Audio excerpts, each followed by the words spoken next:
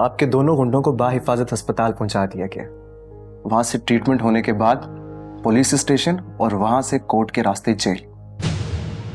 अगर उन्होंने मार खाकर आपका नाम उगल दिया तो मजबूरन मुझे आपको उसी प्रोसेस से गुजारना पड़ेगा। मैं चाहता तो आपको उनके साथ गिरफ्तार कर सकता था। आपके साथ ये रियायत सिर्फ इस वजह से बरती गई है क्योंकि आप आयान और शाफे की मॉम है। अलबत्ता आपको मेरे कुछ सवालों के जवाब देने होंगे। पहला सवाल ये कि क्यों लगाया आपने ये तमाशा? क्योंकि ये घर मेरा है, इसका नहीं। मेरी इस घर से तलाक हुई थी और ये यहां पर बेवा हुई है। यहां मेरे बच्चे रहते हैं और इसकी तो कोई औलाद ही नहीं है, तो इसे यहां से जाना पड़ेगा राइट नाउ। आपकी इत्तला के लिए अर्ज है कि बेवा होने के बाद औरत अपने शौहर का घर नहीं छोड़ सकती 4 माह तक, और ये कानून भी है। एग्जैक्टली। और 4 माह के बाद अगर शाफे और अयान चाहेंगे तो मैं ये घर छोड़कर चली जाऊंगी। इस घर से और फाइक मलिक की जायदाद से मुझे 1 रुपया भी नहीं चाहिए। वो जो कुछ भी छोड़ के गया है ना, अपने बच्चों के लिए छोड़ कर गया है।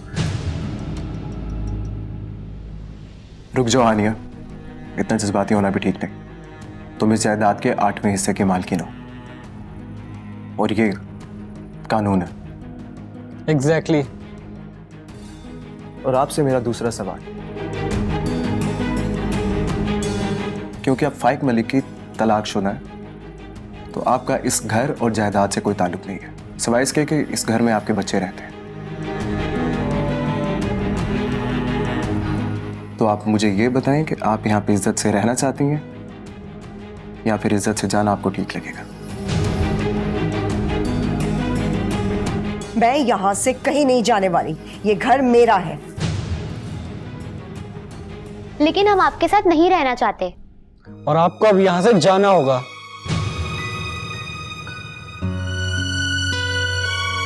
ये गलत है।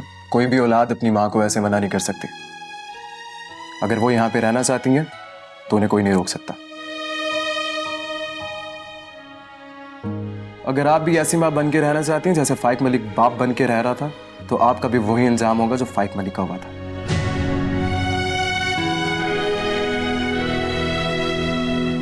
क्योंकि आप इन बच्चों की माँ हैं, लेकिन मेरी और हानिया की नजर में आप वो मुजरिम हैं जिसे एक बार माफी मिल चुकी है, लेकिन दोबारा नहीं मिलेगी। हानिया, आओ मेरे साथ।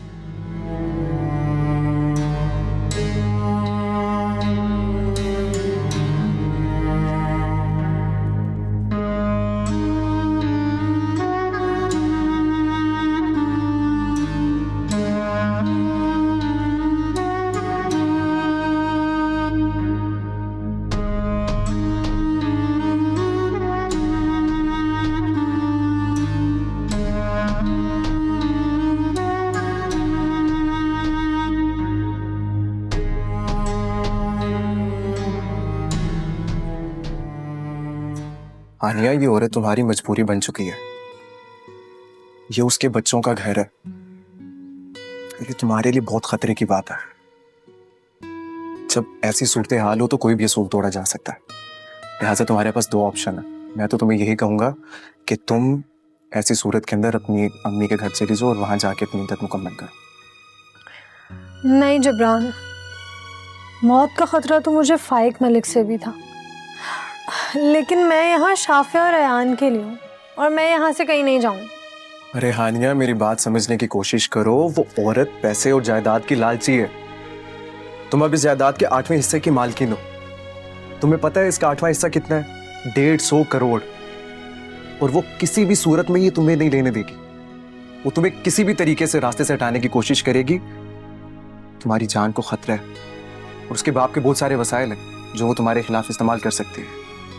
समझने की कोशिश करो यार, प्लीज। तो क्या हुआ?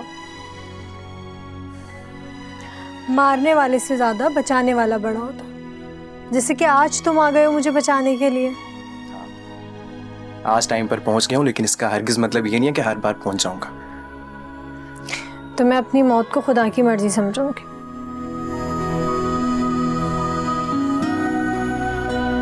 अब मैं बताऊं तुम्हें अपनी मर्जी। अब मैं भी इसी घर के अंदर आऊंगा।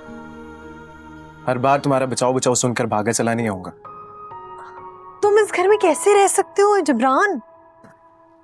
आओ बताता हूँ तुम्हें।